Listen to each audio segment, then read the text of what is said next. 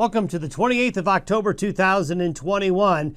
Brisk winds and sunny today. Best day coming up is tomorrow. It's still going to be windy today, but the sun will be out. Northwest winds aloft will still make the wind blow pretty good, but at least the sun will be out and conditions should be dry today. And boy, I tell you, tomorrow is play hooky day. Going to be a beautiful day all across Wyoming, Montana, Colorado, western Nebraska, the Dakotas, across portions of western Kansas, back into Idaho, Utah. Nice weather. It's just going to be very, very brief. Cold air starts to move by Saturday in some areas. It's going to start to get cold in Montana, the western areas of the Dakotas and northern Wyoming by the day Saturday. And Halloween for all areas will be colder, with some areas of rain and snow developing.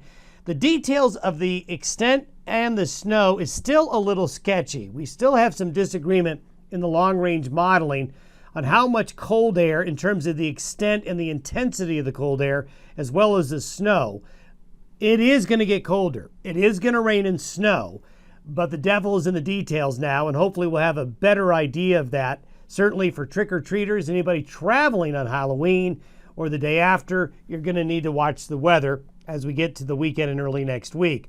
Also, we have an updated drought monitor for you, and we've got some changes to show you with that.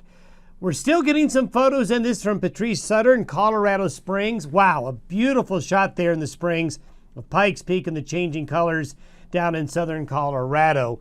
But the days are numbered that we're going to see these leaves with this changing weather as we head into November.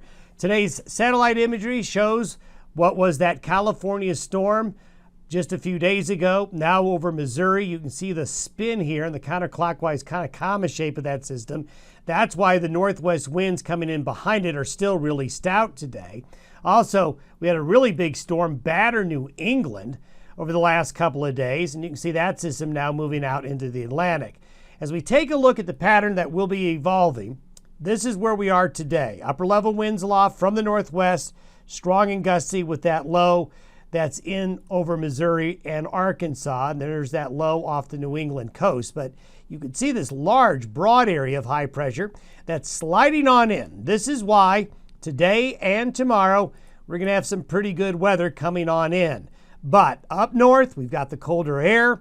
We've got this upper level energy coming on in. And we have some changing weather conditions that will be taking place up in the Gulf of Alaska, British Columbia, and northwest Canada over the next 72 hours. This is how the temperatures evolve. We showed you these maps yesterday. We'll show you this again today just to kind of highlight where the warm air and the cold air is going to be relative to the day. So this is tomorrow. For tomorrow afternoon, you can see that temperatures are going to be warmer than average.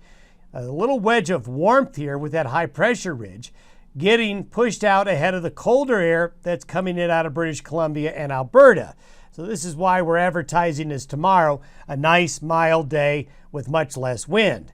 But by Saturday afternoon and evening, the cold front gets to about Cheyenne into Scotts Bluff, and you can see all of Montana and most of central and northern Wyoming and the western Dakotas are getting into that colder air. The cold air is more dense, so it goes to the lowest point of gravity. That's why you see the blue go to orange where it hits the mountains here along the Continental Divide. Not quite deep enough yet to get over the divide. So western slopes of Colorado and Wyoming won't see the cold during the day Saturday, but it will ooze in from the north during the day Saturday elsewhere. By Sunday afternoon, the pattern becomes much more amplified with this ridge moving well up into the Northwest Territories of Canada and the Yukon, driving cold air up there south. So a big amplification is what we call it of the jet stream, where you get these big dips and these big swings. So what will happen is the cold air moves, and once it starts moving, it's hard to stop. And this is by Sunday afternoon. So this is really right around sundown, close to sundown. For trick-or-treaters, you're looking at temperatures that are going to be colder. There's going to be some areas of rain and snow showers developing as that cold air pours in along and east of the Continental Divide. And if we were to look at the precipitation potential, you can see as the storm hits the Pacific Northwest and western Canada, there's going to be some areas of rain and snow again in parts of northern California and the Pacific Northwest. But we also have, along the cold air boundary, where we have some upper level energy and upslope, There's going to be developing areas of rain and snow. You see this blue line? This is going to be an axis of moisture developing Saturday night, Sunday into Monday and Tuesday along the colder air boundary. So that has the potential to bring rain and snow to parts of Wyoming, Utah, parts of Colorado, Nebraska, and maybe even parts of western areas of Kansas. And you can see this is by next Tuesday evening. We see areas of snow possibly accumulating. We have a little bit of a concentration of heavier snow over the mountains of southern Wyoming and northern Colorado, where that moisture gets focused in a little bit better. The latest drought monitor, this is the new update that just came in early today. And you can still see we got a lot of red in the western United States, despite the fact that parts of California got 1.5 feet of rain, many areas 1 foot of rain. We still are in strong to extreme drought conditions across parts of the Intermountain West here. However, we have seen some improvement. If we were to compare this map to just a few months ago, this map actually looks better, but there's a lot of drought that has a lot of ways to go before we get rid of it.